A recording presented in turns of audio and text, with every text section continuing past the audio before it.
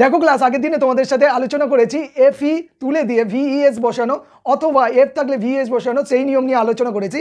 আজকে তার এক্সেপশন নিয়ে আলোচনা করব। আগে বোর্ডের দিকে তাকাও, কীরকম মজাদার বিষয়গুলো লক্ষ্য করো।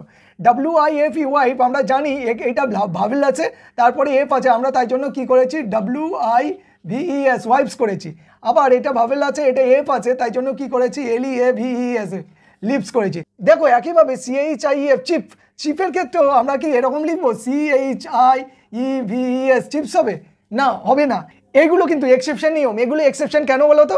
এগুলো এই যে তোমরা ভিএস যোগ করেছিলে এফ তুলে দিয়ে, এটার ক্ষেত্রে কিন্তু ওই ভিএস হবে না। এদের ক্ষেত্রে প্রত্যেকটার ক্ষেত্রে কি হবে না এস যোগ করতে হবে। তাহলে দেখো রুপস হবে, তোমার এস যোগ করে যাও, গালফে হবে, ডফে এস যোগ হবে, সেফস হবে, সার্ফস হবে, হুপস হবে, বিলিভস হবে, ক্লিপস হবে, প্রুফস হবে, দেখো সেফস হবে, রিপস হবে।